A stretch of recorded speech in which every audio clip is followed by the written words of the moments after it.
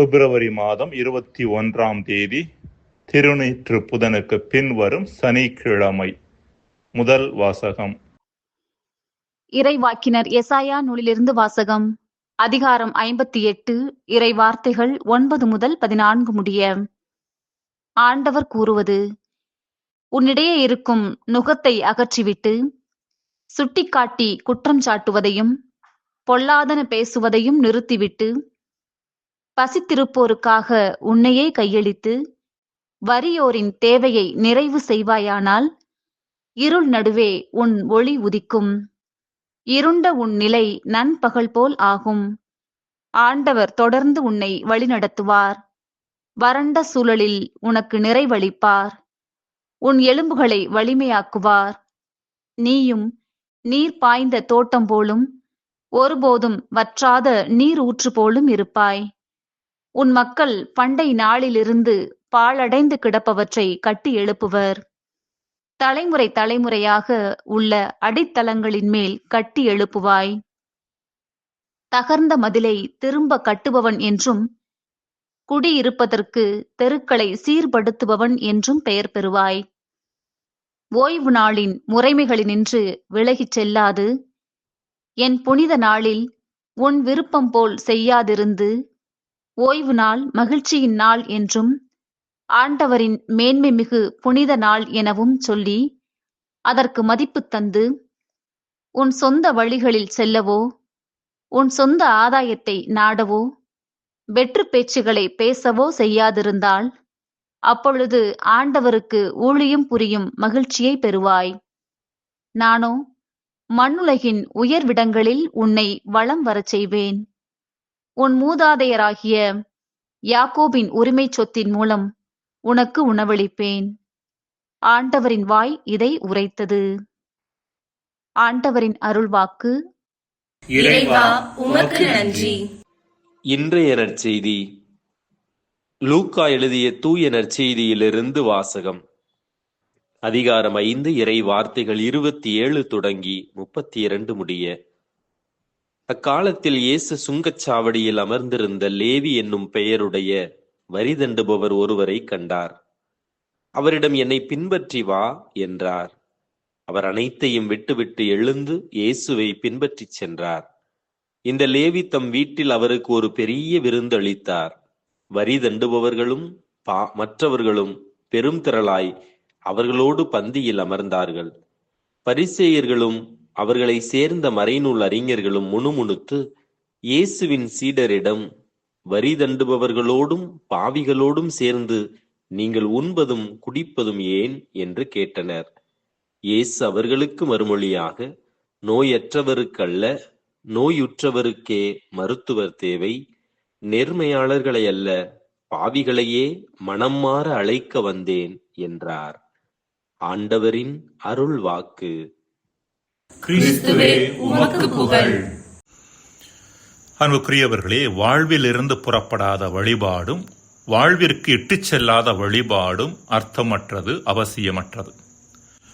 நம்மில் பலரை பொறுத்த அளவில் வாழ்வும் வழிபாடும் ஒன்றையொன்று சந்திக்காமல் அருகருகே பயணம் செய்யும் இரு தண்டவாளங்களாக இருக்கின்றன. எனவே வாழ்வு வழிபாட்டை பாதிப்பதில்லை, வழிபாடு வாழ்வை மாற்றுவதில்லை. இத்தகைய தவற்றையே எசாயா இறைவாக்கினர் வழியாக இறைவன் இஸ்ரேல் மக்களில் கண்டித்தார். அதுவே இன்றைய முதல் வாசகம். சமூகத்தில் அநீதியை செய்துவிட்டு ஆலயத்தில் அனைத்தையும் ஒழுங்காகச் செய்தால் கடவுள் தங்களை கண்ணோக்கி தம் அருள் கருவூலங்களை திறப்பார் என்று அன்றைய இஸ்ரேல் மக்களும் இன்று பல மனிதர்களும் நினைக்கின்றனர். கடவுளின் கருவூலங்களை திறக்கின்ற சாவி ஆலயத்திற்கு வெளியே நாம் எவ்வாறு நடந்து கொள்ளுகிறோம் என்பதுதானே ஒழிய, ஆலயத்திற்கு உள்ளே நாம் என்ன செய்கிறோம் என்பதை மட்டும் பொறுத்தது அல்ல. இஸ்ரேல் இனம் தேர்ந்தெடுக்கப்பட்ட இனமாக அழைக்கப்பட்டதன் நோக்கத்தை அவர்களுக்கு காலந்தோறும் இறைவன் நினைவூட்டிக் கொண்டே இருந்தார். இத்தகைய ஒரு நினைவூட்டுதலே முதல் வாசகத்தில் காணப்படுகிறது. தீமையை தவிர்த்து நன்மையானவற்றை செய்து இறைவன் தரும் ஆசீரை தனதாக்கிக் கொள்வது என்பது இஸ்ரேல் மக்கள் அழைக்கப்பட்டதனுடைய நோக்கம். எனினும் இத்தகைய அழைப்பிற்கு மறுப்பு தெரிவிப்பதிலேயே அவர்கள் குறியாக இருந்தனர். அவர்கள் நன்மையை தவிர்த்தனர், தீமையை செய்தனர்.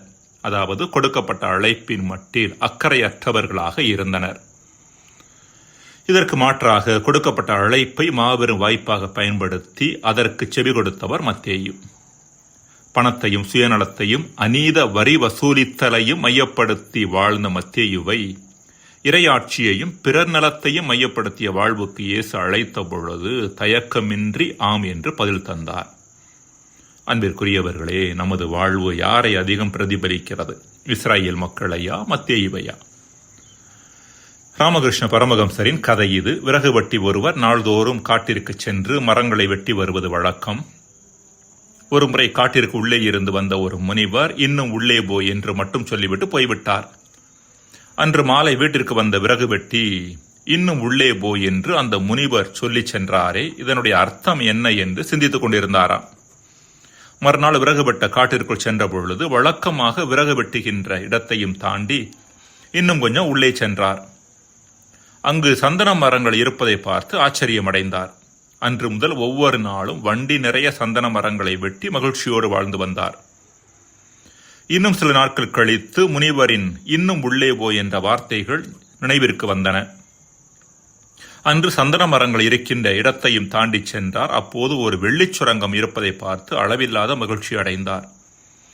அவற்றை வெட்டி எடுத்து வந்து நிறைய பணம் சம்பாதித்தார். இன்னும் சில நாட்கள் கழித்து முனிவரின் இன்னும் உள்ளே போய் என்ற வார்த்தைகள் மீண்டும் அவருக்கு ஞாபகத்திற்கு வந்தன. அன்று இன்னும் உள்ளே சென்றார். அங்கு தங்கச் சுரங்கம் இருப்பதை பார்த்து அவர் அடைந்த மகிழ்ச்சிக்கு அளவே இல்லையா. இது ஓர் அடையாளக் கதை. என்னை பின்பற்றி வா என்று இறைவனது அழைப்பிற்கு செவி கொடுக்கின்ற பொழுது வாழ்வின் ஆழத்திற்குள் பயணித்து அளவில்லாத மகிழ்வையும் எல்லையற்ற நிறைவையும் நாம் அனுபவிப்போம் என்பதை உணர்த்தும் கதை இது. நம்மில் பலர் காட்டின் வெளிப்பகுதியிலேயே மரங்களை வெட்டி தனது வாழ்வை நகர்த்தி கொண்டிருந்த விறகு வெட்டியைப் போல வாழ்வின் மேலோட்ட தன்மையிலேயே நமது வாழ்வை நகர்த்தி கொண்டிருக்க முயலுகின்றோம். வாழ்வில் மேலோட்டமாக வாழ்வதில் ஒரு சுகம் உண்டு என்றாலும் அதில் நிறைவு இருப்பதில்லை. இன்னும் உள்ளே போ என்று அந்த விறகு வெட்டிக்கு அழைப்பு கொடுத்த முனிவர் போல என்னை பின்பற்றி வா என்று நமக்கு அழைப்பு கொடுக்கிறார் ஆண்டவர் இயேசு. இயேசுவின் அழைப்பிற்கு செவி கொடுத்து வாழ்வின் ஆழத்திற்குள் பயணித்த மத்தேயுவை போல நாமும் செய்தோம் என்றால், அன்பிற்குரியவர்களே, வாழ்வு வளமாகும், மனம் மகிழ்வாகும், நிறைவு நமதாகும். மன்றாடுவோமாக.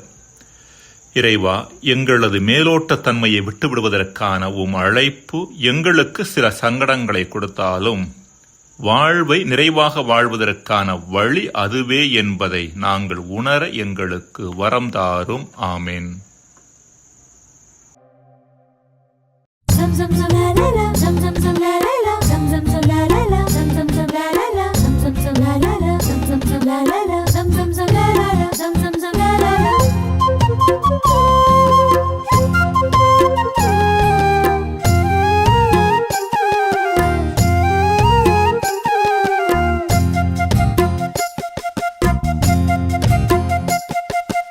உலகம் தோன்றும் முன்பே என்னை தேர்ந்தெடுத்தீர், தாயின் கருவில் உருவாகும் முன்பே என்னை அழைத்தீர். உலகம் தோன்றும் முன்பே என்னை தேர்ந்தெடுத்தீர், தாயின் கருவில் உருவாகும் முன்பே என்னை அழைத்தீர். மண்ணில் உதிக்கும் முன்பே அருள் பொழிவு செய்தீர், உன் சித்தம் நிறைவேற உன் கனவுகள் நனவாக இதோ வருகிறேன், என்னை தருகிறேன், இதோ வருகிறேன். உலகம் தோன்றும் முன்பே என்னை தேர்ந்தெடுத்தீர், தாயின் கருவில் உருவாகும் முன்பே என்னை அழைத்தீர்.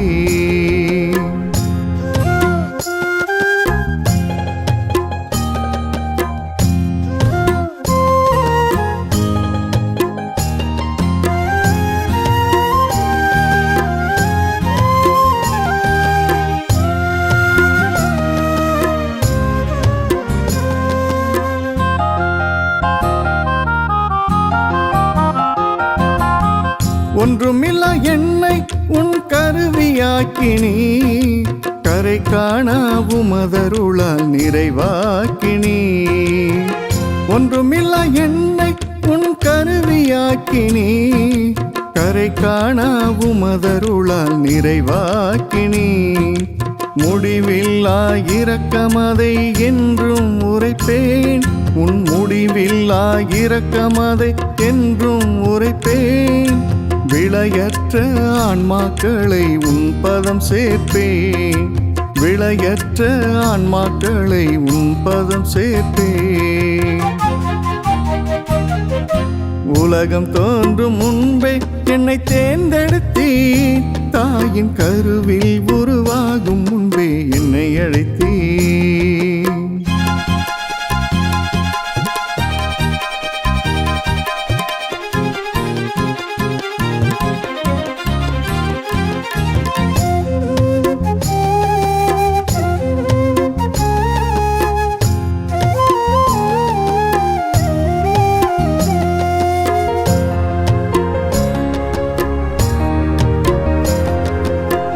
வாழ்வு தரும் வார்த்தையால் என்னை வளமாக்கினி உயிரூட்டும் ஆவியால் என்னை புதிதாக்கினி வாழ்வு தரும் வார்த்தையால் என்னை வளமாக்கினீர் உன் உயிரூட்டும் ஆவியால் என்னை புதிதாக்கினி நிறைவான அன்பாலே நீர் என்னை மீட்டீர் உன் நிறைவான அன்பாலே நீர் என்னை மீட்டீர் இரக்கத்தின் கருவியாய் நான் என்றும் வாழ்வேன் உன் இரக்கத்தின் கருவியாய் நான் என்றும் வாழ்வேன்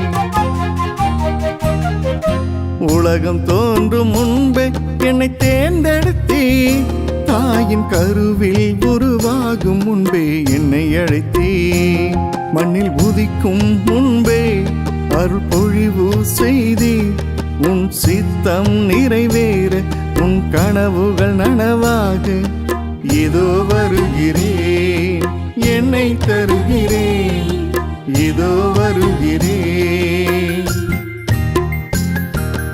உலகம் தோன்றும் முன்பே என்னை தேர்ந்தெடுத்தீர் தாயின் கருவில் உருவாகும்